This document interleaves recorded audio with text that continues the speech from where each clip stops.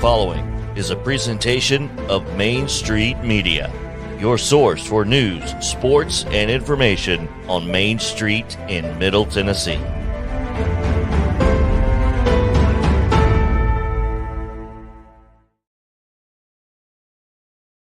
Flag 30 years of the best sports talk in Middle Tennessee, featuring Tennessee Radio Hall of Famer George Plaster, Tennessee Sports Hall of Fame coach Watson Brown, and Young Guns Billy Derrick and Michael Sindrick. And now, here's your host, George Plaster.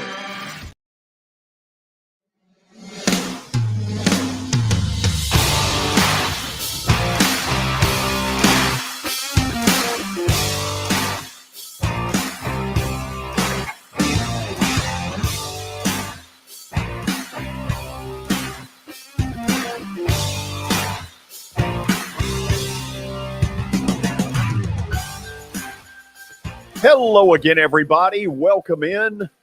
Kind of a cloudy, overcast Thursday, but given the big football game in about 3 hours, a little more than 3 hours, the weather could be a whole lot worse on December the 29th. And so let's get this show hopping. We got a lot of things to talk about. We start up on the plateau with Coach Watson Brown. Watson, this is more like the weather we want. Yes, this is a little better than the last one. I don't think it could have been the Super Bowl and I would have gone to that one, George, to tell you the truth. I would have sold my tickets for some good bucks, and I'd say these are going for some good bucks. Oh, yeah. Tonight, because it's the Cowboys in town. So I'd say they're probably selling tickets for some nice numbers. Do you want a little confessions here from a sinner? Oh, did you sell yours? No, hold on. Last Friday night, I went to the Preds game against Colorado when it was so bitterly cold and parked in one of the pay lots, really not very far from the arena at all. I've got to say that when I left the arena at the end of the game, say, I don't know, 9:30, that 6, 8, 10-minute walk is the most miserable walk that I have ever taken in all the years the Predators have been here. I have never been that cold.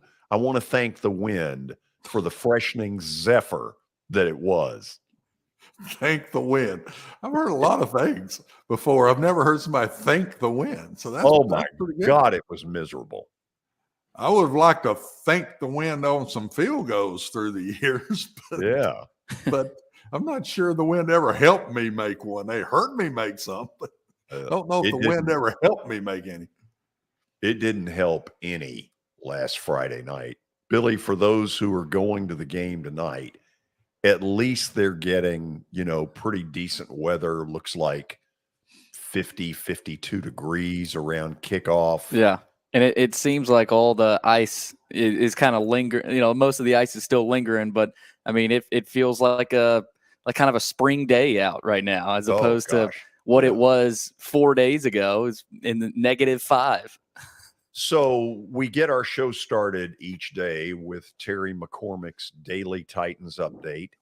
By the way, great session by you guys yesterday on the Titans State of the Union. Man, that was some spicy stuff. Yeah, what the heck? Terry, you're allowed to say, howdy, how you doing? Oh, there he is. Terry, we don't want signals. Talk to us.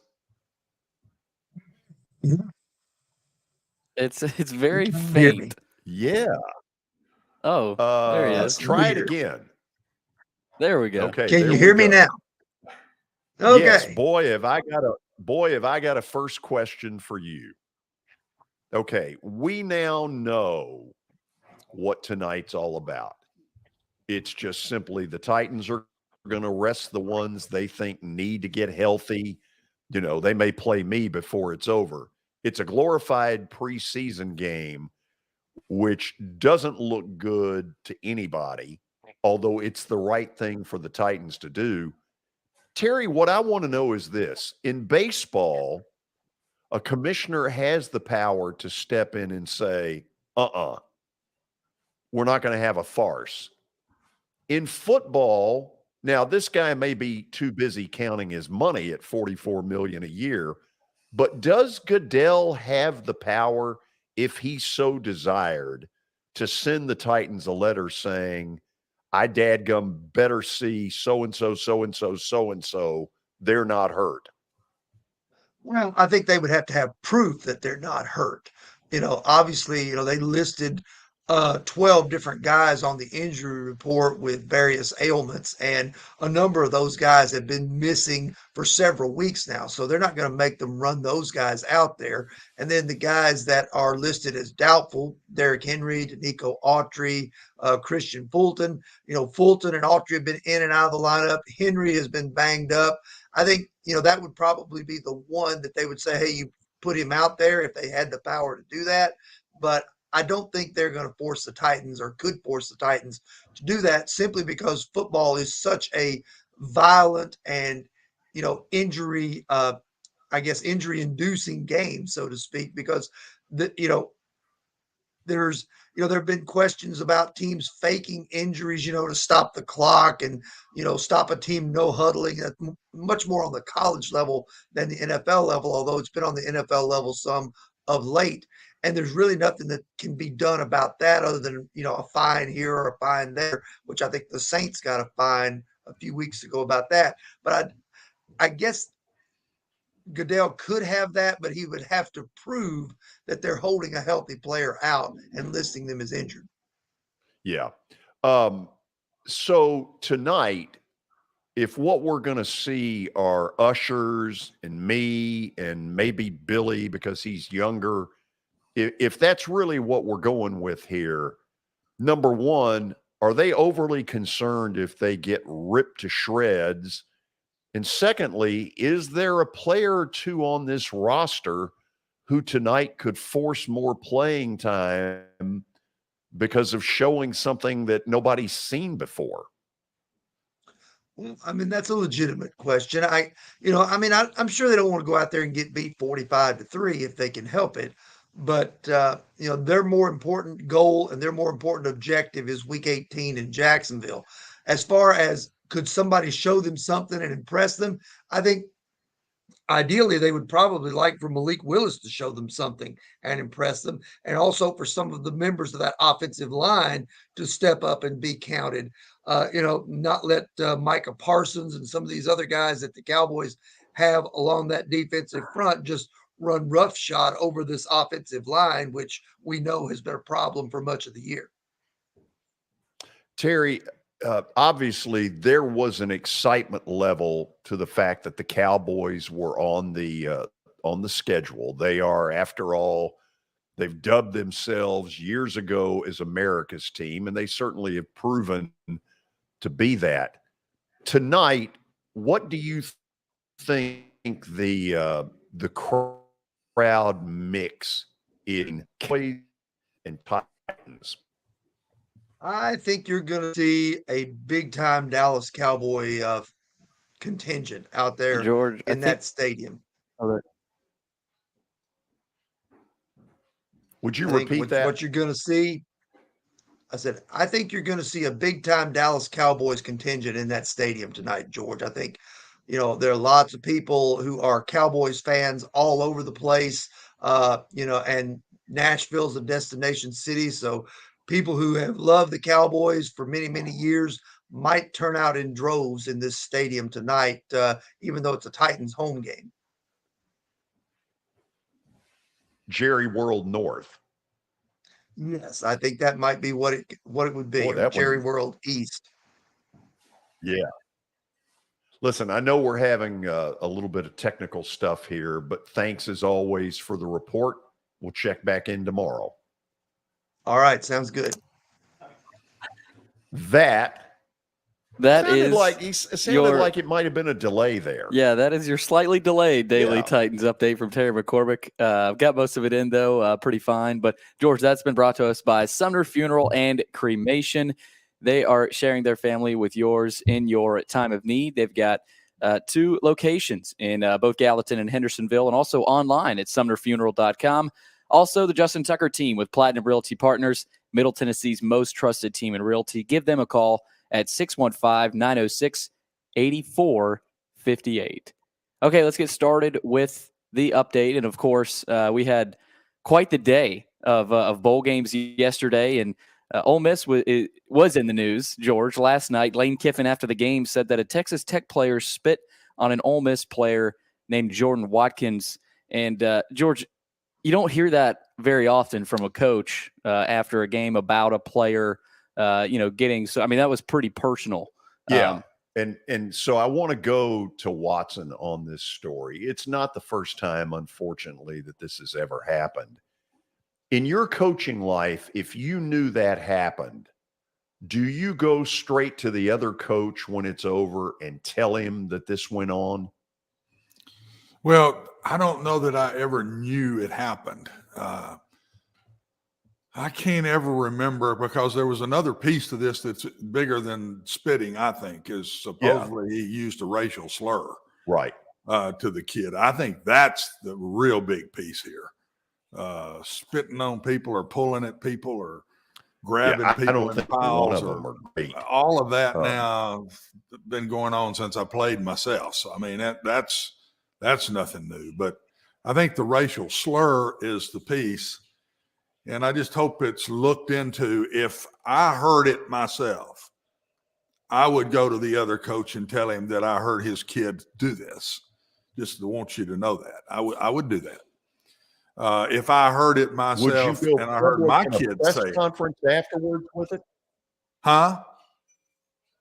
Would you go public? I was surprised Lane Kiffin went public with it.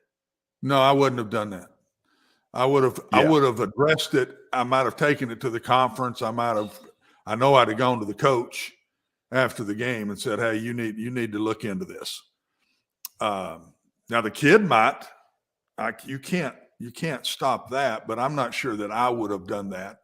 Sooner or later, it's going to become public, but I think there's a way to go about it. I'm not sure I would have addressed it right after the game, but everybody's different with that. But I think we all have the same feelings about it. You got to address it in some way, and you got to get it stopped. And but the other thing that happens in today's world, George, is, to me, we overreact sometimes. You really need to look into it, investigate it. Right. And before you just take it out and throw it out there, just slow down with it. I remember I think it was a BYU athlete, supposedly, to a Duke athlete, if you remember that one not long ago. The volleyball deal. And it ended up, I don't know how it ended up, but I don't know. I just slow down a little bit. Yeah. But don't pass over it by no means whatsoever. No. In a related note. In a related note, George. In a related note, Ole Miss got hotty toddy stuffed up their butt. They looked awful and looked a little disinterested. Yeah, and there were a lot of questionable calls from Lane Kiffin. I think he went for every fourth down. I don't know that he punted in that game. Once. I mean, there was a 4th and 1 from the their own 11-yard line, and he barely got it. And the commentator said, "There's no way he's going." I think it was Andre Ware who said, "There's no way he's going for it." And boom. And he was chilling into the rest. How about the fake punt on 4th and 7? Yeah. At your own 30. At your own 30. And it was an awful looking play. They bring a guy in motion. He catches the ball. I mean, it's no deceiving or nothing. It's just, okay, chase the guy down. It's like we used to be in junior pro, George. Right. Backyard football, we'd say, okay, everybody block but Willie. Willie, go out and I'll throw it to you. that would have been about what that was last night when they faked that punt. I'm going, man alive, that's awful looking. Not a good ending to Ole Miss's season. Home lost to Mississippi State. And now this thing where they got, listen to this verb, plastered. 26-7 at the half. And like a dope, that was my bet of the day yesterday. And I have every intention tonight of doing better. George, You had no clue Lane Kiffin was going to act like that. I mean, who in the world would have thought that? And his team would have looked like that, and he would have done some of the calls he made in the game. I mean, crazy. Keep going, Billy. Well, we've got other news around the college football world. Ohio State running back Mayan Williams will be good to go for the Georgia game. He was not able to go down the stretch for the Buckeyes of this season. You got to believe that'll help them a little bit, but that Georgia defense is still pretty good. Yes, it is. They're going to need everything they can get. Move to story 3. Oh, story 3, George. Cliff Kingsbury has come out and said that the Arizona Cardinals were blindsided by the J.J. Watt retirement. They had no idea it was coming. That, Watson, shocked me. Yeah, I mean, we've not been there as a player, an NFL player. Do you want it out early before you get to say it? What would it have mattered if he'd have told them the night before the game or right after the game after he did it? I don't know. I don't look at that as big a deal, to tell you the truth. No, but I am surprised because everybody's got their own way to handle that. And he's a really I can understand guy. JJ not wanting it out till he said it. And the minute you tell somebody it gets out before you announce it, he didn't want that. I'll defend him on it. He has every right to do it the way he wanted to do it. Sure. He didn't hurt the Cardinals by waiting one day, George. No. He didn't hurt them. The Cardinals. They've been hurt enough. Yes, they've been hurt enough this year. So I don't think they can add J-Day to it. And Billy, last but not least. Last but certainly not least, George, another baseball move. The Red Sox have signed Corey Kluber to a 1-year, $10 million deal. So they have bolstered their starting rotation. No, they haven't. Let me tell you what that's all about. Okay. If anybody noticed the day before, the Texas Rangers got Nathan Eovaldi from the Red Sox as a free agent. I missed that one. That's what this is about. I'm telling you, the Rangers, they're about to be a force to be reckoned with a little bit. My buddy Chuck Morgan's about to have some fun down in Arlington. It's about time. It is about time. That's it for the update, George. That's it. That's good stuff. Okay, Watson, get ready, because after the break, we're going to do tail of the tape of tonight's preseason game. Ooh, that'll be fun. Oh, it'll be exciting. And then you and I are going to bat around America's team. And what really are they? Because I think it's still very much up for grabs. Are they a Super Bowl contender? Are they a great defense? The answer is no. Anyway, we'll talk about all of that during the first hour of the show. Welcome to Main Street Media Television.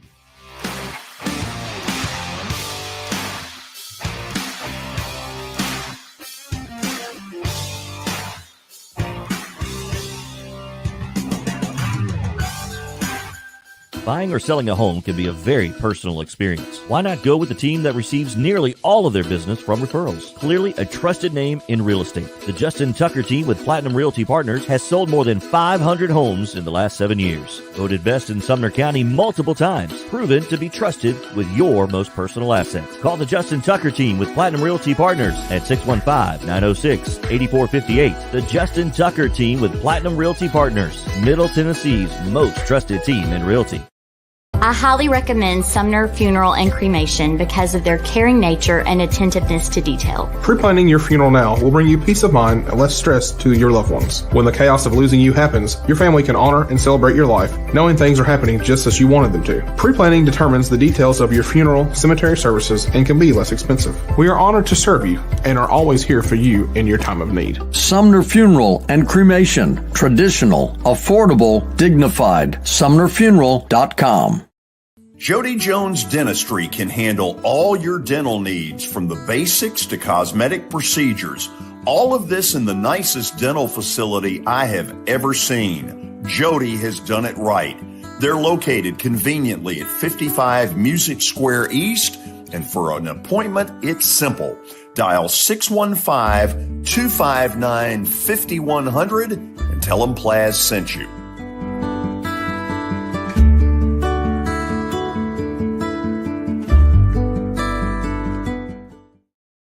When you're thinking about golf, consider Riverside Golf Links. Under new ownership, the course has improved dramatically. It's now 27 holes, complemented by a 9-hole executive course. Book a tee time now at 615-847-5074 and get ready to enjoy the beauty of golf in the Old Hickory area at Riverside Golf Links.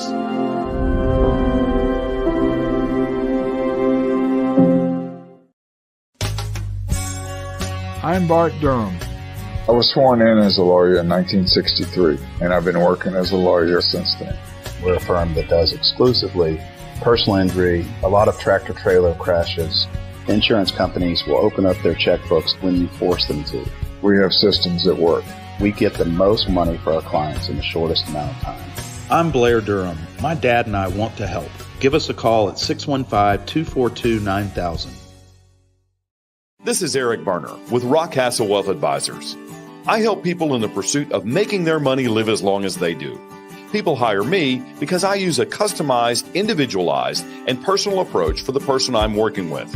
Everyone's situation is different. If you've lost a spouse or a parent and want to make sure your inheritance is utilized and does not just disappear, I can help with that. Call me at 615-235-1058 or email Eric at rockcastlewealth.com.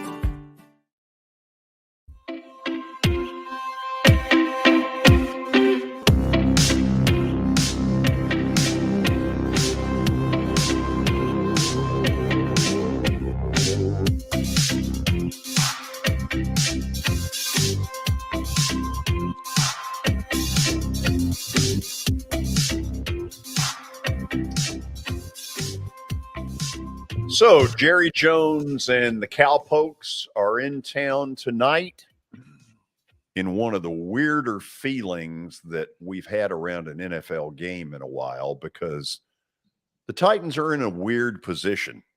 They have absolutely nothing to gain tonight, win, lose, or draw against Dallas. I don't know. I can't think of a scenario where it's been that obvious this early that they instead move a week ahead to a winner-take-all game in Jacksonville. So, Watson, it sounds like an easy decision that the Titans made.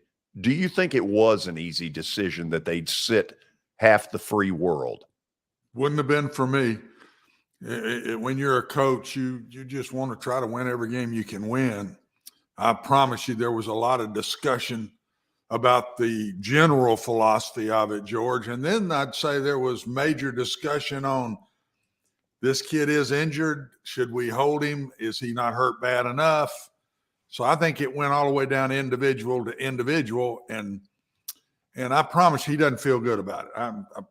No way Mike Vrabel feels good about what he's having to do tonight. But I think it's the right decision. I mean, you've got to win next week. And they can. They can win that game next week. And if they just don't hurt anybody else tonight and they get some of these injured ones, sounds like they will, getting Autry back, getting Derrick Henry back, getting Fulton back. I mean, there's some critical guys that what I'm hearing will play next week. That's big in itself right there. So I think he's doing the right thing, but I don't think he feels good about it. And I think he'll be really glad when this game's over. Okay, from a coaching standpoint, because this is unlike anything you see normally in the regular season, does Vrabel have to address the team ahead of time and say, look, we are running a risk of getting blown out of here? This could be a 41-3. It could be humiliating. It could be an embarrassment. But you've got to be like a relief pitcher, and tomorrow put it aside, because that's just the way the cards have gotten stacked. Do you have to have that talk with your team? You don't get that personal with it. You don't talk about we could get blown out or all that. You just say, guys, these injured guys, we just don't feel like they should play. This is our decision. I hope you understand it. Our big game is next week. We're going to go in this game and we're going to flat try to win this game. But I'm telling you, we've got to hold these certain guys because they're not healthy. And number one, and number two, we think they could get healthier by holding them and getting ready for the game next week. And that's the one we've got to win. But no way he doesn't approach, we're going to win this game. We're going out to try to win this game. We may be a little shorthanded, but we've been that all year long. He will not get personal and talk about him. We might get blown out here and all that. He won't go there. And yet, I would think there are people in the locker room when he says we're going out there to win who are like, really? We are? If they weren't hurt, I think kids would say that. But if they're injured, and I think a lot of these are hurting. I don't think they're injured to where they can't play for a month, but I think they're hurting. I don't think the players would disrespect that whatsoever, that you're making that decision. I just don't. That's me. Okay, let's go tail of the tape. I'll do the coach. I look at things in coaches' eyes a lot of times. So. Well, that's your background, and it's, you know, like yesterday, you and Terry had some great conversation. Now, I've poured some gasoline on some fires. No, you never. But that was really good. You never do that. Sure, I don't. You pour gasoline on a fire? So, no. Well, I may have, but I'll say this. You were as animated about one piece of this as I have ever heard, and we're going to talk about it here in just a minute. So let's start with the running game. First of all, who are the Titans using if it's not Derrick Henry? Is Hilliard healthy?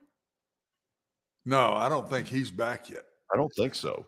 I mean, I wouldn't. I would think he would. What's the kid's name from Michigan? Hassan Haskins. Yeah. Haskins. That's who it'll be tonight. And Chestnut. That'll be the two running backs. Good luck to them. And when we did this, George, we thought Derrick Henry was going to play. So I think this now falls toward the Cowboys 100%. So do you want me to get up and move it?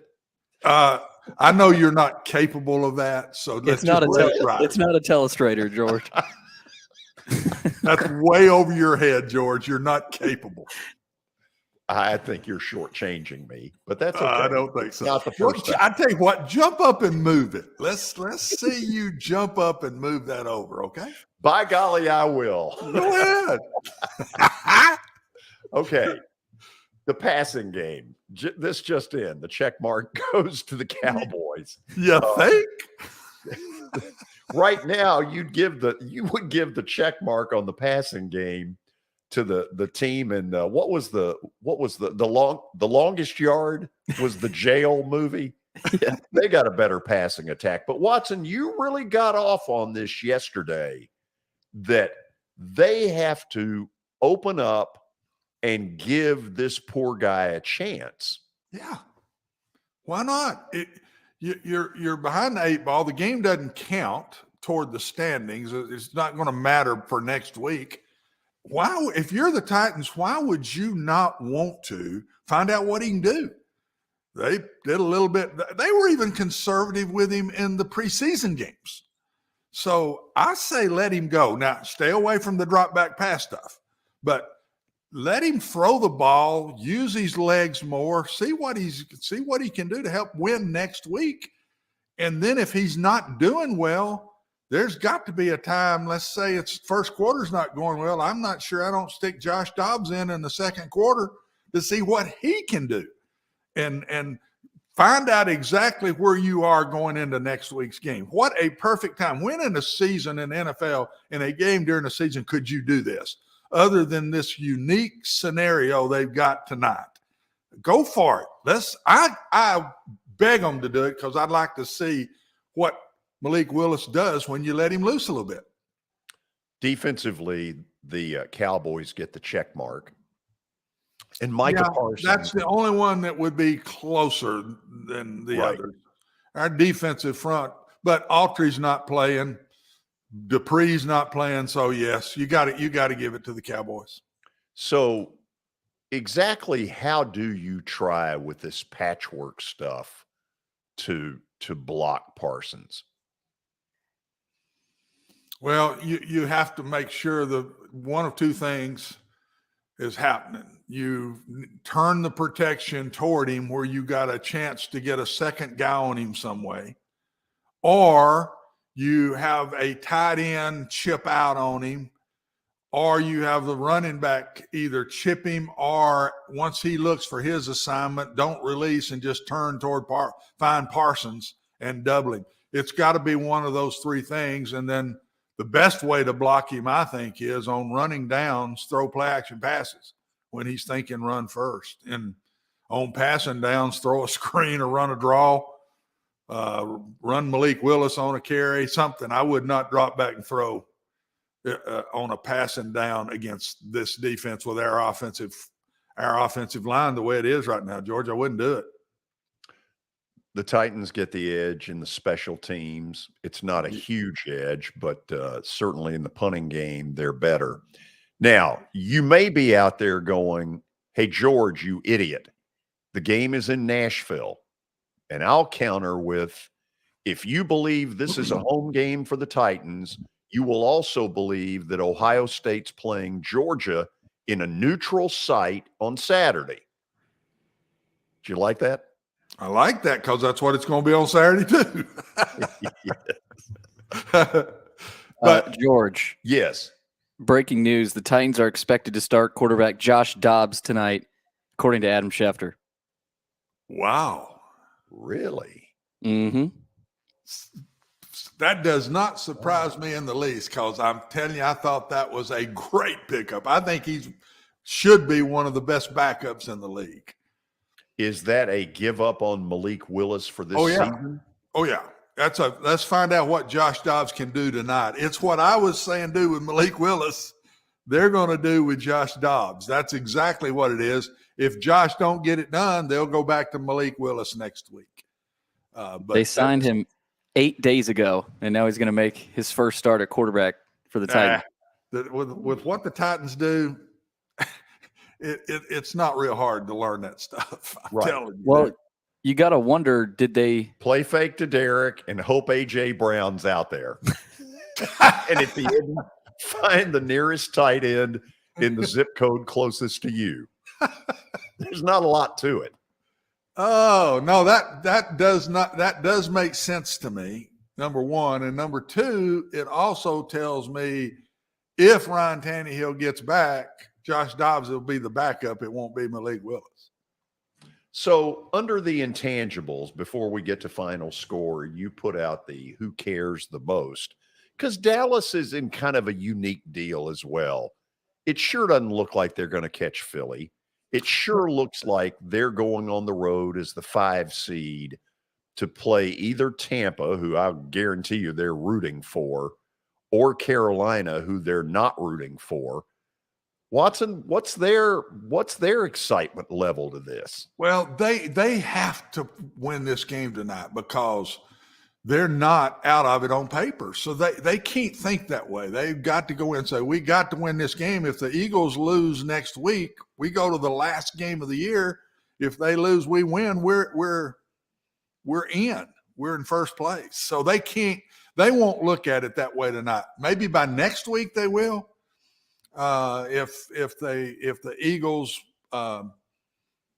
or if they were to lose tonight, next week they'd look at. I think tonight they're going to try to win this game.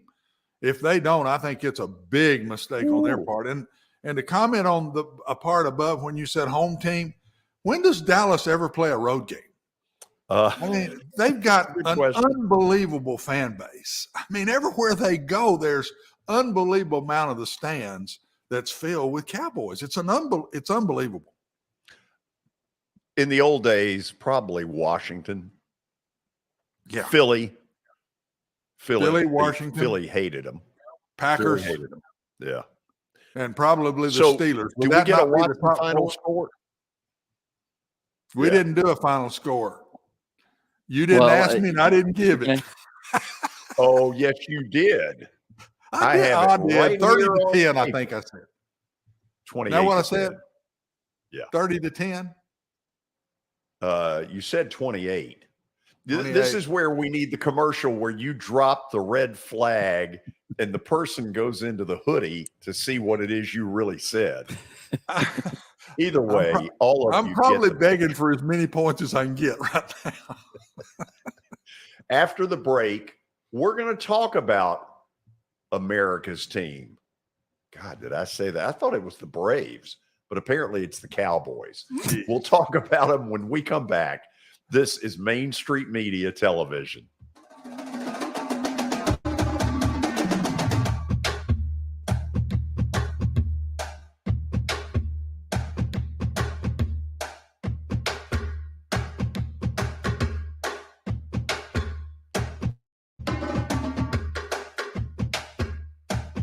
For Dustin Timmons and Joey Donnelly, they welcome every opportunity to serve and satisfy their clients. Whether you are looking to build your dream home or renovate your current home, their team will ensure that every client and remodel is unique, luxurious, completed on time, and within budget. Contact them today to set an appointment for a free consultation or to view some of their completed projects by logging on to DonnellyTimmons.com.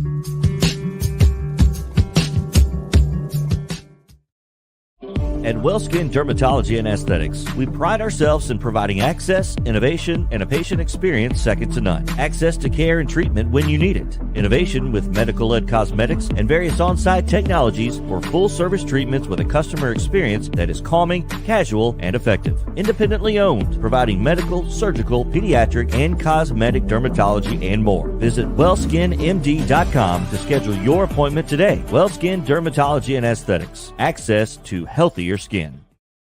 It's your last chance to get a spring tune-up for summer. Complete Service Heat and Air can clean your coils, check out your motor, and make sure you have cold air on that first hot day of summer. Complete Service Heat and Air is located in White Bluff, Tennessee. We do service and repair on heating and air the right way. 24/7 service. Call us at 615-797-3997. That's 615-797-3997. Serving Cheatham, Davidson, Dixon, Hickman, Humphreys, Montgomery, and Williamson counties. Have you heard about the high levels of radon in Middle Tennessee? Radon gas is the second leading cause of lung cancer, second only to smoking, and has no color, no taste, and no smell. The only way to know if you have radon is to test for it. Duret Radon Mitigation offers testing for small and large-scale residential and commercial properties, plus mitigation services. Visit DuretRadonMitigation.com to request testing or get a free estimate for mitigation. That's DuretRadonMitigation.com.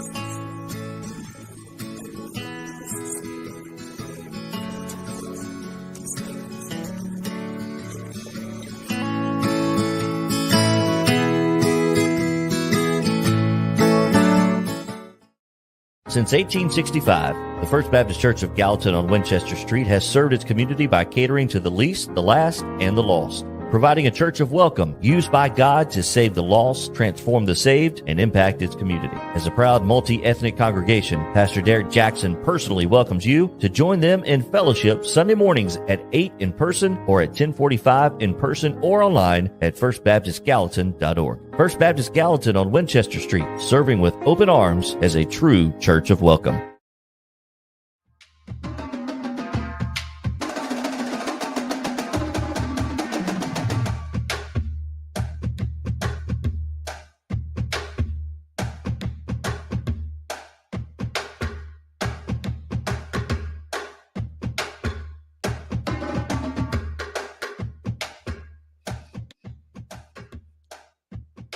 So this segment, in theory, is to talk about the Dallas Cowboys. But, Watson, let me take one last shot at the news that Adam Schefter has put out there, that Josh Dobbs, the former University of Tennessee star, is likely the Titans quarterback tonight, 8 days after getting on that roster. I think everybody is going to believe this is a good move short term. Long term, what does this do to Malik Willis? Depends on what happens here in the last two games. I think that's what it's going to depend on. And he could become a practice squad dude, and then somebody pick him up. I mean, he could get bumped for next year over these 2 weeks right here. And I think Josh Dobbs is going to do a good job. Guys, Baker Mayfield went in 2 days and played for the Rams. Same style of offense, even though theirs will be a little more wide open than ours is, but it's the same deal. He's had plenty enough time to feel comfortable with what he's got to do because he's sharp as a tack. Everybody that's ever told me anything about him is he is unbelievably quick learner on as a quarterback. If you look at his major, it's something aeronautic stuff that I'm like, are you kidding? Well, you can't spell. No. Does this go with and I can't read? Well, I think it was aerospace engineer. Happy George. New Year to you as well. What is it? Aerospace engineer. Yeah, I mean, look, I didn't take those courses. Really? I didn't think so. So, do you play Willis tonight? I would have thought they'd started Willis and had a pretty quick hook if he just doesn't look good. But to just start Josh Dobbs, it'll be interesting to see if that's what happened. Did he say he's starting, or they thought he would possibly start, or how'd they handle that, Billy? What do you mean? How they named How it? was it written? What is? Can you read us Schefter's report? Yeah, I mean, he just said it. Dobbs. See, I've got confidence you can read. Watson has no confidence I can read. Yeah, it was just Dobbs is expected to start tonight. That was really all that came out. Well, it also tells you he's probably looked pretty good in practice. Yeah, that's what I would think. That they are having to admit to themselves that Malik Willis isn't any close. Oh.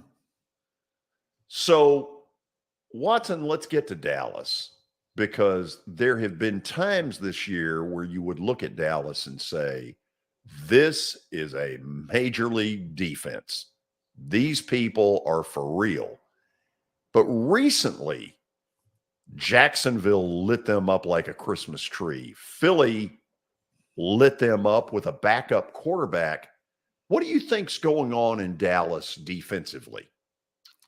What I see is a weakness in the running game. People are running the ball well on them. That's why if this had been a healthy Titans team, we matched them very well. This would have game. I thought if we'd been decently healthy and Derrick Henry's there, that we could have won this game.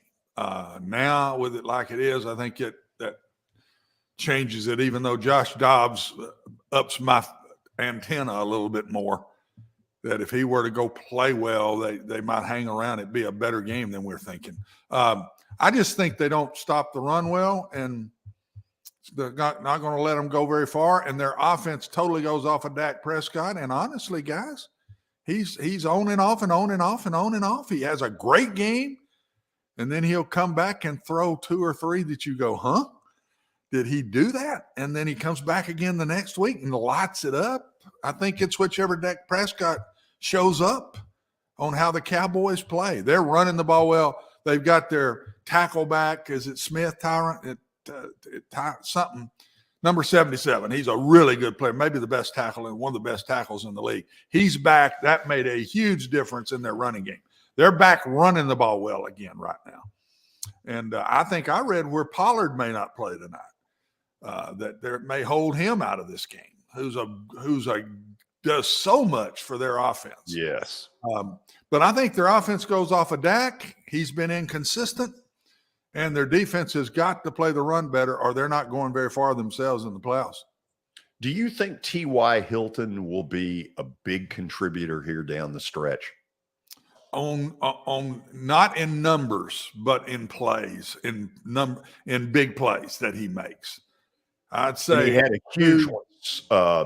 He had a huge one in their last game against the Eagles. Yeah, against Philly on a third and 30. Yeah, and I think he'll have more of those, but I don't think he's going to become a go-to guy. I think that he will make some plays for him. And I thought when they signed him, I said, that's a good pickup. Been there, done that. He's been there. He's been in these playoffs.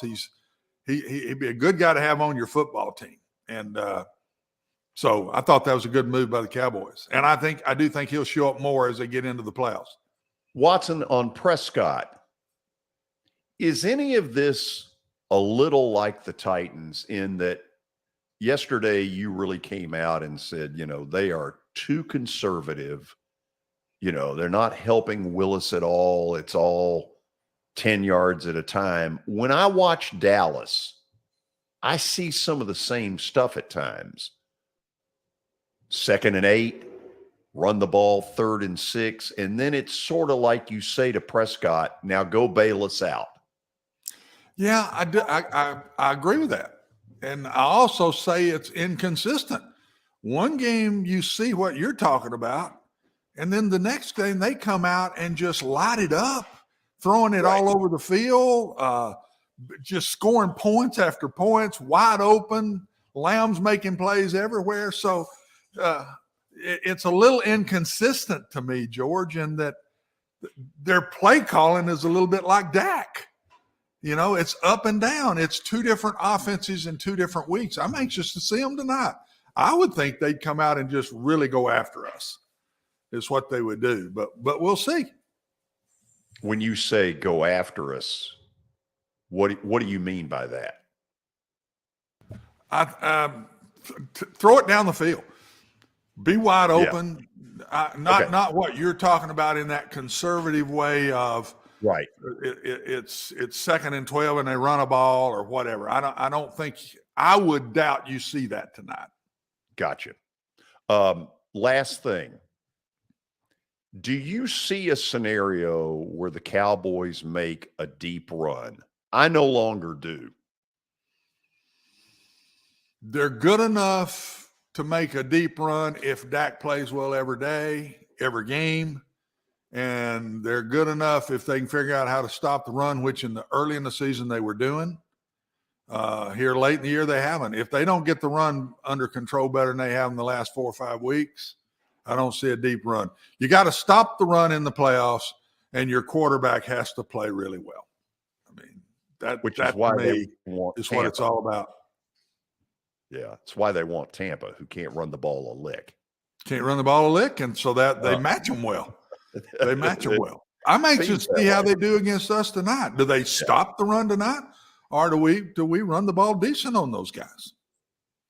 Okay, that's our little preview with sort of some late-breaking stuff. All of a sudden, Josh Dobbs makes this a little more interesting than just a preseason inter-squad scrimmage game.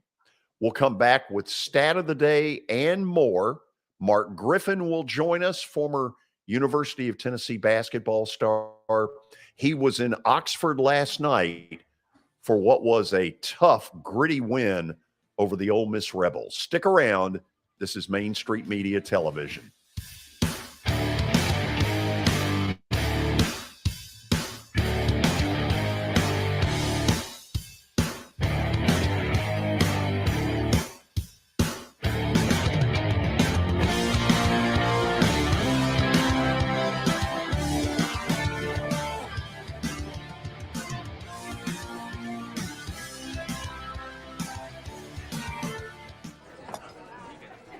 You've been putting back a few, and a few becomes a few too many. For a moment, you think about calling for a ride. Nah, you live nearby. What's the worst that can happen? You get pulled over, your insurance goes up, you lose your license, you total your car, you kill someone.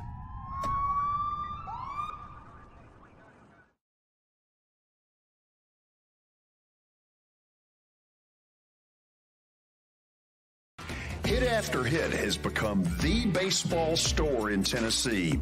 They have over 1,000 different models of gloves and over 1,500 wood bats. They also have several Iron Mike pitching machines as well as a Hit Tracks machine. If they don't have it, you probably don't need it.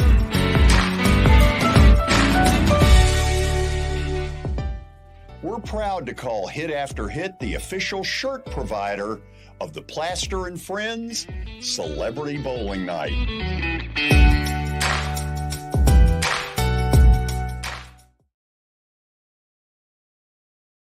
When I made the decision to host the Plaster and Friends Celebrity Bowling Night, Strike and Spare is where I turned. And what a wise decision that turned out to be. They have 5 locations in our area with family attractions. They're perfect for birthdays, groups and corporate outings, and holiday parties. For more info, it's simple. Go to strikeandspare.com.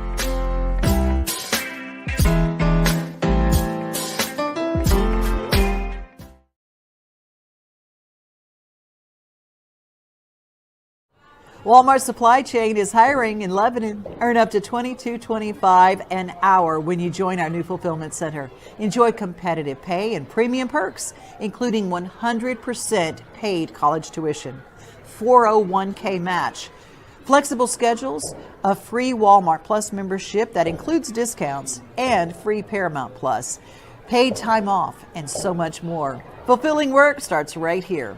Text JOIN to 240-240. That's JOIN 240-240 to apply now.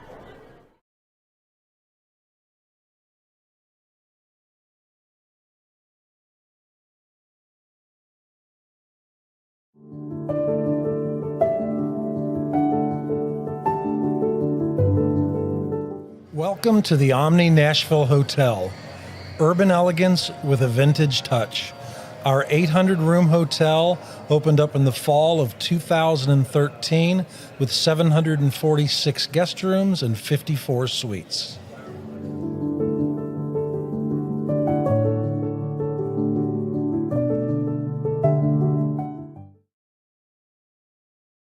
This is attorney Bart Durham, and this is me. I'm Aaliyah. Keeping in good physical condition is really important to me. But when I had a wreck with a tractor-trailer truck that hurt my legs so bad I couldn't work for almost a year, I knew I needed a lawyer that understood tractor-trailer cases. So I called Bart. Bart gets millions of dollars for his clients every year. At Bart Durham Injury Law, we've handled hundreds of tractor-trailer cases. My dad and I want to help. Give us a call at 615-242-9000. Hey everyone, I'm John English. This is Keith Wallace, and we would like to welcome you to John English Antique Sports and Cards in Shelbyville, Tennessee. We specialize in graded and ungraded sports and non-sports cards, vintage wax boxes, and unopened cases. We have a large selection of PSA graded cards. We also specialize in old sports collectibles, baseball, football, basketball, golf, and tennis. You can find it all at John English Antique Sports and Cards. We are happy to be associated with Nashville's greatest sports antique, George Plaster.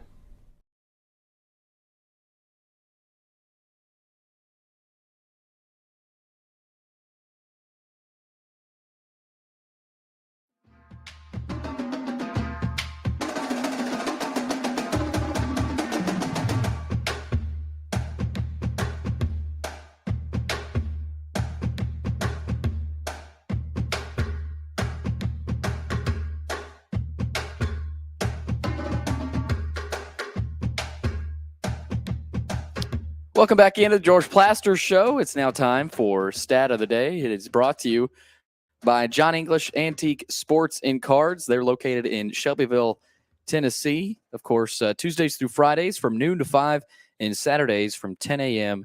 to 5. You can find them online at johnenglishgradedcards.com. Also, Eric Berner with Rockhouse Wealth Advisors. Give Eric a call at 615-490-7052 or visit their website at rockcastlewealth.com for more information. Okay, let's check out what Michael's got for us. It was a little bit of a late arriving stat of the day for today. Well, and by the way, Mark Griffin's sitting in there in the on deck circle, and I want him to watch this because this is where Watson and I at times either get humiliated or rise above and show them all who daddy is. Well, let's see. Let's see here. Who is the only team in the NFL with a losing record that is also in the top 5 in total offense? Ooh. Okay, you stay out of this. for now. Do not gong us. Watson and I deserve the chance to talk this one through a little bit. No buzzer. Watson, any thoughts right off the bat? Well, Green Bay's not there, are they? Are they in the top 5? I wouldn't think so. Let me throw one. Does Seattle have a losing record? I don't think so. Well, they could. They could be that. What about the Lions? Okay, now let's just go ahead and bring Mark Griffin in. Can we do that? We sure can. I think this will be fun. Make him look stupid with us. Hello, Mark. Hello. How you doing? Great. Thanks for having me on, guys. You think it's the Lions? I do. Like Coach, he said the Lions as well. So okay. So we are now a threesome. Detroit Lions. Let's see it. Okay. Lions final answer. By the way, that's who it is. Yeah. Coach. That was the easy pickings right there. Attaboy, Watson. Now, why you call that easy pickings, Billy? Because he didn't get it. I mean, you made it look like easy pickings. Oh, well, thank you. That sounds a little better than saying it's easy pickings, like we should have got that or something. Not the question. The answer. Watson made it look easy. We're going to have to adjust his attitude. He's getting a little. Of course, George, he hangs around you all day long. So I mean, what do you expect him to start leaning toward? So you don't think I've been a positive role model to him? Well, that's positive or negative, his ego has risen quite a bit since he's been. Shall we now get official with the 5 o'clock hour stuff? Notice I tried to get us off of that. Yes. Quick as I could. Yeah, George, it's time for the 5 o'clock hour. Not bet of the day time. It is the 5 o'clock hour. It's brought to us by Middle Tennessee Bone and Joint. They combine state-of-the-art orthopedic service with a family atmosphere. Whether it's a sports injury, a sprained ankle, or a major joint replacement, they've got the staff, training, and equipment that you need to get you taken care of. Find them on the web at mtbj.net for more info. So Mark Griffin, amazingly, is our guest to start the 5 o'clock hour. So Mark, first of all, how does it feel to be 1-0 in stat of the day? Great. Especially since Coach and I got it, and I don't think Georgie knew it. So thank you, Mark. Thank you very much. He was trying to throw himself right in the middle of that he got it too. He had no clue it was the line whatsoever. None. We are a team. We need to bring this guy on more often. He needs to be on more often. You're not a team. You're Kentucky, right? You're just an individual. Wow. Okay. So you were in Oxford last night to watch Tennessee's gritty, however you want to call it, win over Ole Miss. First of all, what was the crowd like, given the fact that a bunch of them were down in Houston for the bowl game? Yes, it seemed like it was about 80% capacity, George, and about 30% of the fans, I would say, just from looking around the pavilion, which is a beautiful facility. If you haven't been there, it is unbelievable. About 30% of the fans, I would say, were clad in orange. As you were. Yes, front and center. Okay. So what should I take out of last night besides great free throw shooting when it mattered? Well, I think one of the biggest takeaways that I took being there was the defensive intensity throughout the game. You know when you're going to play against Kermit Davis that he's going to throw that 1-3-1 zone three-court attack against you at some point, and his guys are going to play defense. So I look at that more just a gutty road win. Vescovy really stepped up. You knew someone had to step up with Josiah James not playing still, and it just seemed to be Vescovy's night. I mean, he got 22 points. Tennessee was 3 of 15 from 3, and Vescovy was 3 of 7. So it lets you know that the rest of the Tennessee squad was 0 for 8, which is not good. But it was just a gutty performance, and it shows based on how other teams fared last night in the SEC. It's tough to win on the road, so it's just a great game to be able to go back to Knoxville, prepare for Mississippi State, knowing that you were able to sneak by one in Oxford. Hey, Kentucky had sort of this same kind of deal. You knew going into Missouri it wasn't just going to be a pushover. And lo and behold, not only was it not that, Kentucky got routed. Mark, what do you make of that? Well, I was able to watch that game on the way home, not driving. And they say Missouri's the show-me state. Kobe Bryant showed me a lot last night. He's a kid that I've known for several years. I coached his brother, who is also on the team, Caleb. Great family. Kobe Brown just showed off, and he's let everybody know who he is, and people in the SEC are now talking about Kobe Brown. A game for the ages, the intensity. I was shocked to see that it was a sellout crowd. I've never seen Missouri with a sellout crowd, George. Yeah. And I'm going back to Steve Stepanovich days, if you recall. And I know they've had sellouts since then, but not regularly. So it just says a lot about Missouri. Dennis Gates has really got them playing well. A shocker to me. And it also goes to show, I know a lot of people are going to be dumping on Coach Cal today.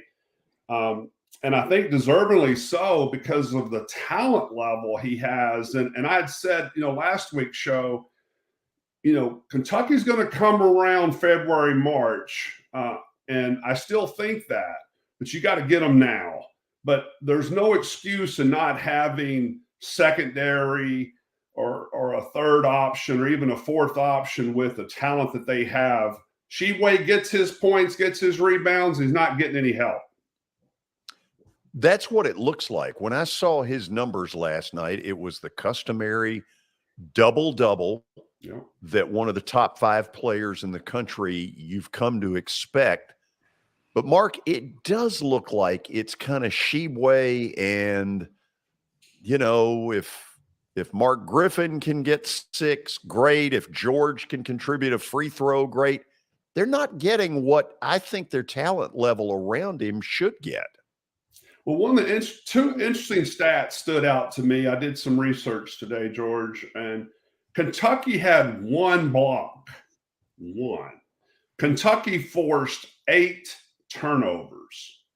To me, that's a telling story, and I know that the Kentucky staff has this highlighted for today's practice. You are not going to win games, especially on the road, when you've got the player of the year getting 1 block and no one else getting blocks and you not getting in the lanes to defend. So it's pretty much unexcusable based on Kentucky standards to play that way. So you think this was not only Missouri being pretty darn good, but a lack of intensity on Kentucky's end? No doubt. And once again, they're searching for identity and cohesiveness, and you're just not seeing it. But you have to come to play defense every night. You're going to have nights where offense is not going to click, and you're going to shoot. A team's going to shoot under 40% from the field, maybe 70% from the free throw line. But you can't afford not to play defense. And give Missouri credit. I mean, they played unbelievably well. But you got to look at the talent level is not comparable. You've got so many 5-star players on Kentucky, and Missouri, I don't think have any. But when you get on the court, it doesn't matter what your star ranking is. A lot of it's intensity and chemistry. And Missouri just kicked them in the butt. Watson, say hello to Mark Griffin. Mark, good call on the lines, man. That was good. You too, Coach. We're in there as a team. What I see, Mark, every year, this seems to happen. It don't matter if you play a tough schedule or you play an easy schedule. You jump into the SEC, and it's a different world, man. I mean, it's just a different world. The intensity level just takes another step up. And if you don't take that step, you're going to get it in the teeth. You're going to get it. And you learn that quickly in the first couple of games, but that's going to carry all the way through February. And that's why I just love to get into SEC play and watch it, because nothing surprises me once you start playing each other. Of course, Missouri surprised me, but not really. I mean, Ole Miss, that being a close game, didn't surprise me a lick. I would have predicted it would have been a close game before they went. Ole Miss has always coached well. So is Tennessee. Ole Miss always plays very well in that place. They're a good home team. But Missouri's always been a good home team. That's a good atmosphere. They may not sell it out all the time, Mark. Yeah. But my old coach was there, Mike Anderson, and that is a really good SEC atmosphere. It's not an easy place to play. And I just love it when it gets to this point. I thought the biggest win of all last night was Alabama beating Mississippi State, both of them ranked. And Alabama's pretty daggum good. And I think they're going to stay up there throughout this whole deal. But I don't see anybody going undefeated through any of this stuff this year. This is going to be – this is probably, what would you say, or am I off my rocker? Is in the last 5 years, this might be the most equal the SEC has been, not just a one dominant team, and probably 5 or 6, maybe all the way to 7 that could be pretty daggum good. I agree, Coach. And even last week I'd mentioned I've got the SEC in groupings of 3, from 1 to 5, separates itself, 6 to 10, and then 11 to 14. And I'm going to stick with that right now. But I do agree that it's going to come down to the end. I wouldn't be surprised if you're going to see a SEC champion with at least 4 losses. The biggest surprise to me, though, Coach, it's interesting.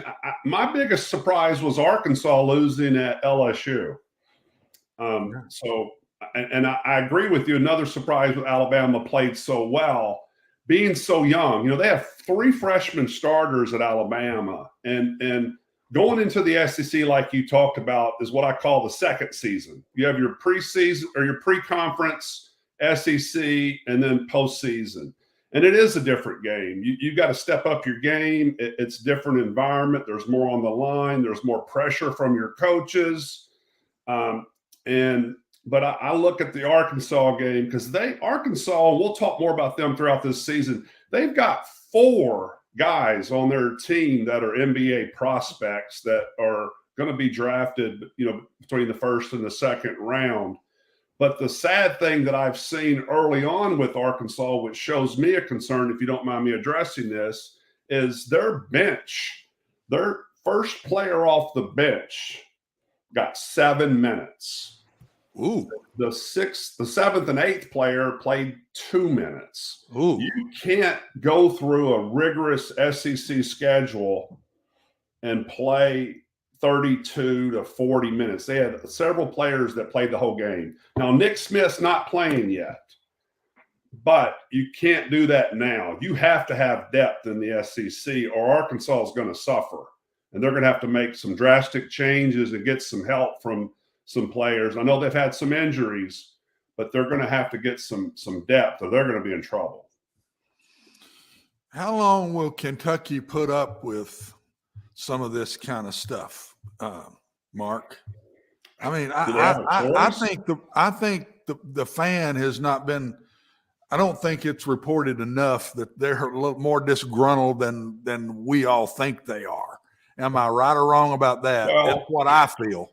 I've got one really close friend's a Kentucky fan for life, and he texts me often, very disgruntled, and I think it's starting to come to the top as far as frustration, because at Kentucky, there's different expectations. There's grander expectations to win championships. It's not enough to win an SEC championship, or even, people kind of deflated the tournament championship, which I say, anytime you step on a court, you try to win. You win any championship you can get, even in practice. But I think it's coming to a head, especially with the talent level and the expectation that Kentucky fans have, and deservingly so. I think the SEC needs Kentucky to be good, because they are the elite program. When you talk about the SEC, I don't understand. It's perplexing. And let's face it, it's not like Coach Cal's having a picnic. Regardless, people could say how much money he's making, lifetime contract. That doesn't matter. I mean, he wants to compete and win. He's all about winning, so he can be on TV and, have funny interviews and people, looking up to him. I mean, he wants to win. So he probably had a sleepless night last night. That's for sure. Yeah. And quickly, George, I just remember at the end of last year, the frustration, the look in his eyes. I know he's not having a good time either. No. So this is going to get interesting as this goes on. I mean, he might be the one to just say, I'm going to try something else here or whatever. Last thing, George, quick, where does Vanderbilt fit, Mark, talent-wise in the SEC? Not coaching, not just pure talent. Where does Vanderbilt fit? Well, I think their talent level has improved since Stackhouse has gotten there. I don't think it's improved to the level that it needs to be a top-tier SEC team year in and year out. And what I mean by top tier is they're not in the NCAA race as far as playing in the NCAA tournament. They're right now not in the race to be in the NIT tournament. So have they gotten better in talent? Yes. Marginally, yes. Comparatively to the other SEC programs, not enough. And there's, what reasons those are, or I know we can talk about more of the lack of success, but it's interesting to me living in Nashville. I want to pull for Vanderbilt because when they're not playing Tennessee, I do pull for Vanderbilt. I want them to do well. They have the tradition. Something's missing. They just don't have enough of the talent that's going to put them over the top. What really benefits Vanderbilt is Memorial. If they could get, a couple top 100 kids, you can recruit to Vanderbilt just like you can other programs. I don't buy the academic stuff. I mean, kids these days, they want to go play for coaches. They want to come play in the SEC. They have all the opportunities. And one of the great things about Vanderbilt is you have the city of Nashville to sell. It's the hottest city in the country right now. Previous regime that was here used to sell Vanderbilt based on the city of Nashville and what it offers, opportunity after basketball as well. And let's just see if they can progress. I hope they can, but I still have them right now 10th out of 14 as far as my ranking in the SEC, and I think it's going to stay around that range right now. Mark, this was great stuff. Happy New Year to you and yours, and we'll do this again probably a week from now. Sounds great. Thank y'all. Mark Griffin, former University of Tennessee basketball star, joining us here on the show. After the break, Watson and I will talk a little college football playoff. It is Saturday, and if you think Georgia-Ohio State is a neutral site, I got some land in Florida I want to sell you. Stay tuned.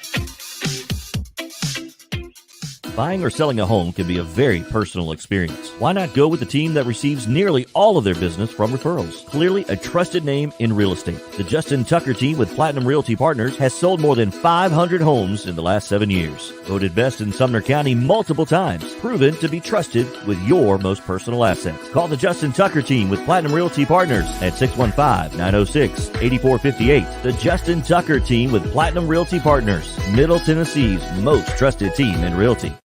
I highly recommend Sumner Funeral and Cremation because of their caring nature and attentiveness to detail. Pre-planning your funeral now will bring you peace of mind and less stress to your loved ones. When the chaos of losing you happens, your family can honor and celebrate your life, knowing things are happening just as you wanted them to. Pre-planning determines the details of your funeral, cemetery services, and can be less expensive. We are honored to serve you and are always here for you in your time of need. Sumner Funeral and Cremation. Traditional, affordable, dignified. SumnerFuneral.com.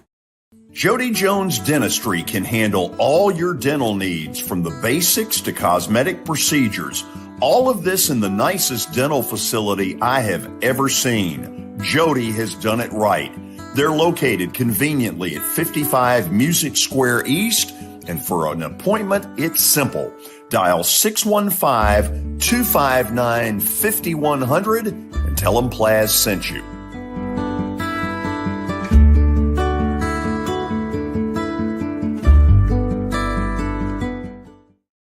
When you're thinking about golf, consider Riverside Golf Links. Under new ownership, the course has improved dramatically.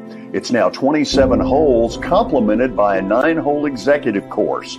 Book a tee time now at 615-847-5074 and get ready to enjoy the beauty of golf in the Old Hickory area at Riverside Golf Links.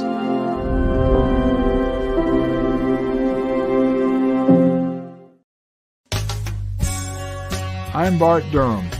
I was sworn in as a lawyer in 1963, and I've been working as a lawyer since then. We're a firm that does exclusively personal injury, a lot of tractor-trailer crashes. Insurance companies will open up their checkbooks when you force them to. We have systems that work.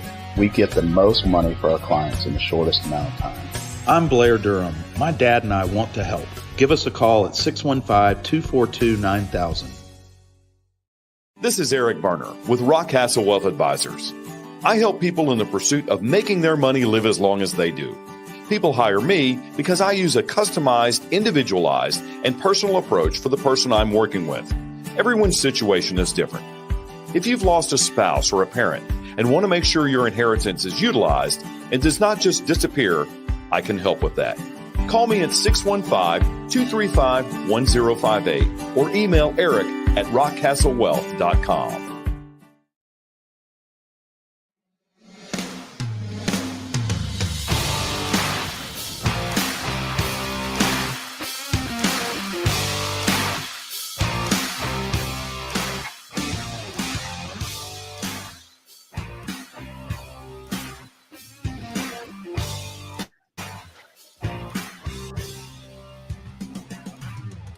College football playoff has its 2 semifinal games on Saturday, New Year's Eve, which, look, up front makes no sense to me, but whatever.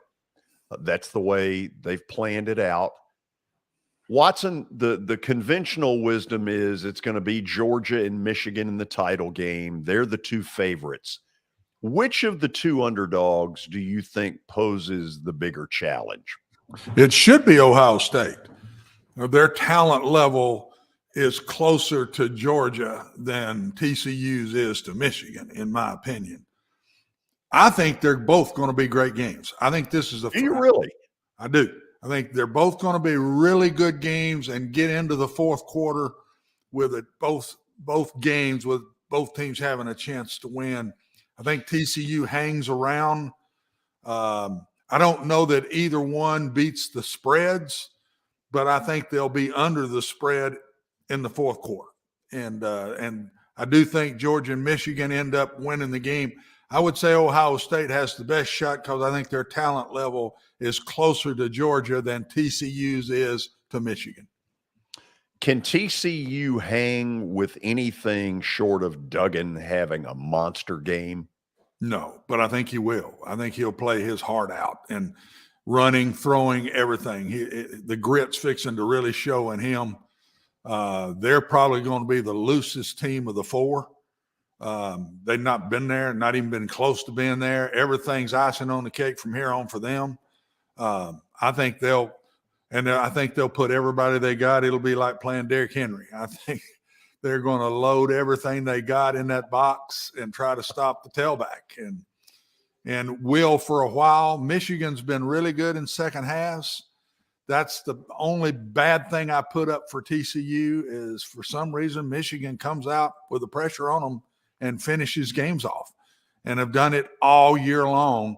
But I do. I think they're both going to be great games, and I think the one that though could really scare Georgia is Ohio State. That receiver, the quarterback, the tailback back, the defense is solid. This is top 3 and 4 and 5 recruiting classes every year now. So this talent level is going to be very close to the Georgia talent level. Georgia plays a lot of teams during the year. That's not true. We're going to find out pretty quick if TCU can hang in the trenches, I think, with that Michigan running attack and those big boys up front, Watson, because that's going to be if TCU can hang in and hang till that second half, maybe they got a shot. But I think we'll notice pretty quickly, where TCU stands. Well, who's got the better passing attack? Ain't even close. TCU. Mm-hmm. TCU throws the ball better. So if they get Michigan's running game under control and just don't give up big pass plays, it seems like Michigan always seems to get a couple of big ones in the second half. But if they can stop the run and make Michigan have to do more of the wide open stuff than they really feel comfortable doing, that's their shot. I'm banking on that they get up there and make it hard on Michigan. And remember now, Ohio State game was very close till about middle of the third quarter. And then Ohio State did a couple of stupid things. I'm talking about Michigan, Ohio State. And Michigan pulled away. I think Ohio State's the one to really, if I was betting on one, I know Willie picked it the other day. I was going to pick that one instead of TCU. I picked TCU because that's all's left really at the end. But the one of the two games I thought would be Ohio State to have a shot. Okay, let me try this one. In the Michigan-Ohio State game, there became this pressure out of that stadium that, oh my God, we're not going to get it done. This is the hated rival. And you could feel it. I mean, it was almost like you could feel it through the television. Watson, wouldn't Ohio State's worst nightmare be to have to play Michigan in the title game? No, because they begged all of for a sudden, there's Ryan Day beg for it. Yeah, they think they blew it. Inside, they think they blew it. They think they're the better team. They did some stupid things in the second half. I think they'd beg to play Michigan again. I know the players would. Now, maybe Ryan Day underneath you might be right. I don't know. If I was Ryan Day, I'd want another shot at him. That's your arch rival. He's lost to him twice in a row. I'd want another shot at him. I think they're going to be the second loosest team because they got to feel like they got a reprieve. They were given a shot here that they didn't really earn, and they did earn it by the regular season record. But I just think that's the way they feel, and they're going to want to prove that they deserve to be there. That's the one I think that's going to be the best game. TCU may hang around with some breaks here and there. I think Ohio State can flat play with Georgia in the game. What answers do you think they have for Brock Bowers? Because it seems like he is such the catalyst. Nobody's had it yet. It's hard because they hide him. He's all over the place. He's a big old body, and you forget about him in there, and he can sneak out on delay routes and runs wheel routes out of the backfield. I mean, who uses one guy in college football today better than they use that kid. Georgia's done a great job of putting him everywhere. He's carried the ball as a tailback this year. I mean, it's unbelievable the way they've used him. And to Georgia's credit, I think that's won them to be where they are today is Brock Bowers being used the way they use him. I don't think they can stop him. Just don't let him beat you with just huge plays. But I don't think they can stop him from having 8, 9, 10 catches in the game. And I promise you, George is going to he'll be targeted more times than that. So it's not like the game is going to be played in Athens where Ohio State has no tickets. It's not like that, but it will be decidedly a road game for Ohio State. I would guess 75 to 80% of that crowd would be Georgia. What factor do you think that is Saturday night? That's the reason I don't call it a toss-up game where they're playing. I think that's at least a 7-point swing myself, is getting to play in that stadium where they're at all the time. They've played tons of games there. They're in their own state. Athens is an hour and a half away. I mean, it's a major advantage to me, George. Major advantage. And I think if this game was being played in Miami, Florida, or in Pasadena or something, I'm not sure it wouldn't be a 2 or 3 point game, not a 7-point game. Watson, how hard is it as a coach when you're leading the team? It's going to be brutal. I mean, you're walking into you might get the bee's nest. Is that what they call it, George? Lion's den? Yeah, the lion's den. I mean, how tough is that? And how do you message to your kids to basically say, hey, block it as a coach? You're going in and out a little, Billy, but I think what you said is where you're going into play and the atmosphere and all that. It's how you look at it. Lord knows, did I do that a ton? I mean, I've been all over the place taking teams into these huge stadiums to play, and we always embraced it. We loved it. We absolutely loved it. I loved it as a coach. They loved it as players.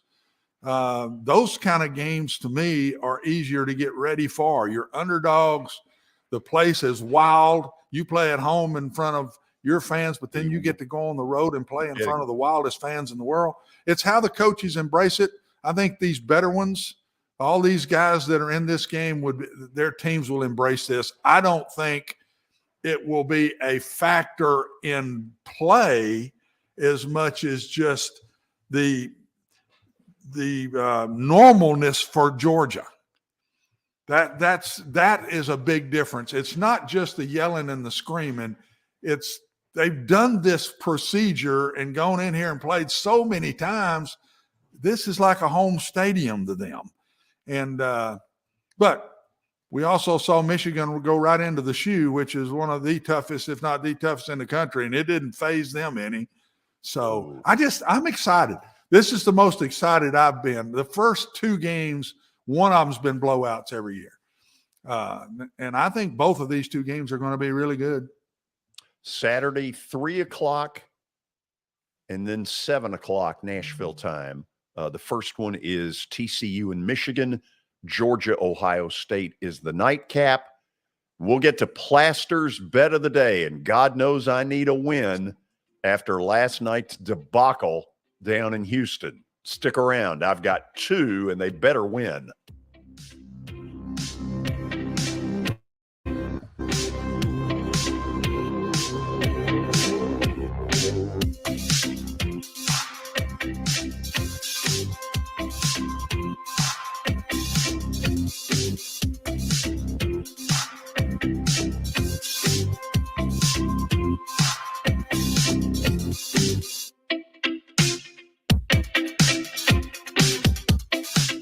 For Dustin Timmons and Joey Donnelly, they welcome every opportunity to serve and satisfy their clients. Whether you are looking to build your dream home or renovate your current home, their team will ensure that every client and remodel is unique, luxurious, completed on time, and within budget. Contact them today to set an appointment for a free consultation or to view some of their completed projects by logging on to DonnellyTimmons.com.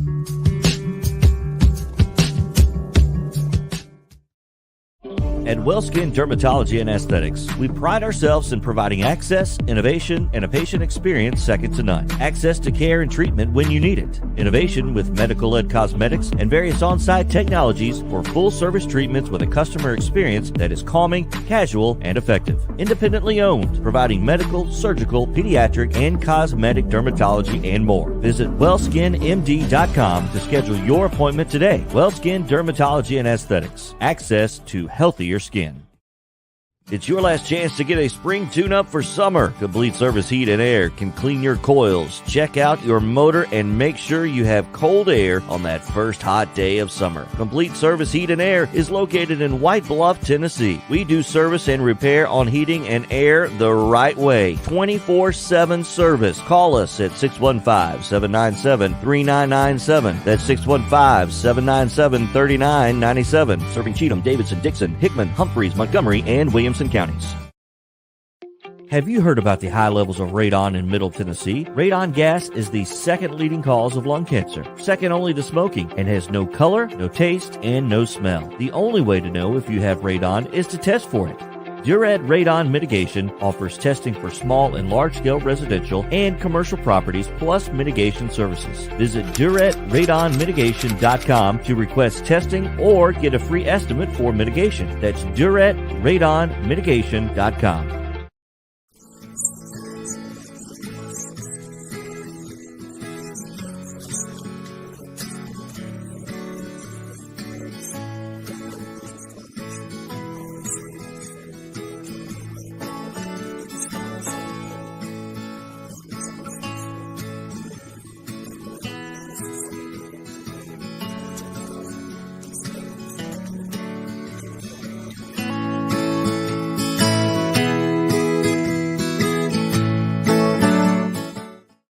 Since 1865, the First Baptist Church of Gallatin on Winchester Street has served its community by catering to the least, the last, and the lost, providing a church of welcome used by God to save the lost, transform the saved, and impact its community. As a proud multi-ethnic congregation, Pastor Derek Jackson personally welcomes you to join them in fellowship Sunday mornings at 8 in person or at 1045 in person or online at firstbaptistgallatin.org. First Baptist Gallatin on Winchester Street, serving with open arms as a true church of welcome.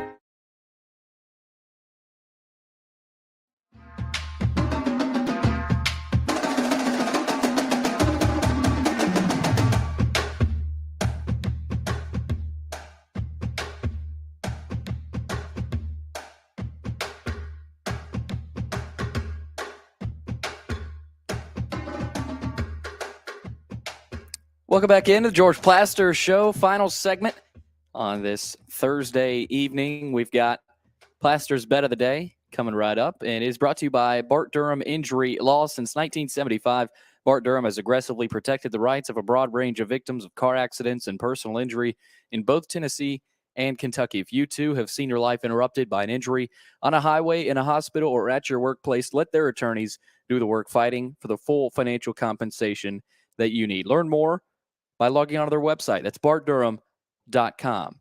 Okay, let's check out what happened last night. Let's don't. In the Ole Miss debacle. Yes. George, you had the Rebels. Yes, I did. Thank you for reminding me of that. And that's now back-to-back losses. I know we need a heater. We need one, George. You got one or two tonight. Well, it sort of depends. I want to consult with Watson. Okay. On one of them. First of all, let me say I've got one that's going to win.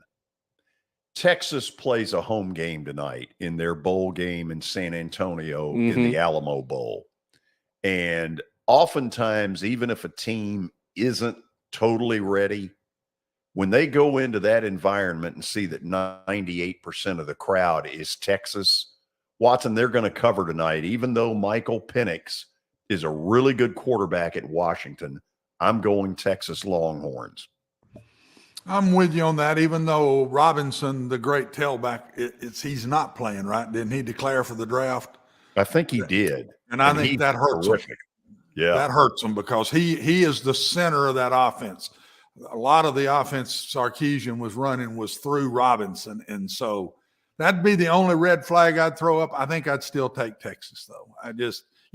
And the Texas fans are still pretty excited, and we're solid with the season. And they'll show up tonight in the Alamo Bowl down in San Antonio. They will.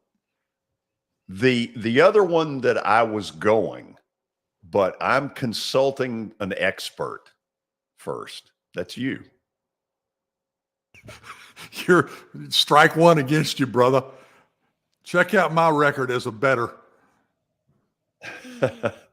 So until Josh Dobbs, and by the way, if you're just watching this, it looks like in an hour and a half, Josh Dobbs is going to be the Titans starting quarterback, not Malik Willis.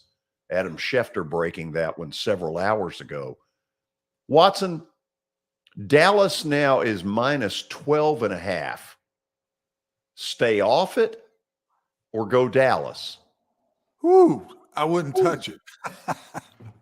My thing is this is crazy. This thing could go so many different directions. And that many points with the Titans style of play, I sure wouldn't be taking the Titans, but that's a lot of points. And the Cowboys are so up and down too, George. I'm not sure it's if you're going to take one, take the points, but I'm not sure I'd touch this one. Crazy. Yeah. Okay. So we're staying with one play, Billy, and it's the Texas Longhorns. And Billy, just to show you how solid I am with that one, watch closely. Oh, Lord. Wow. He gave us the hook 'em. Hook 'em.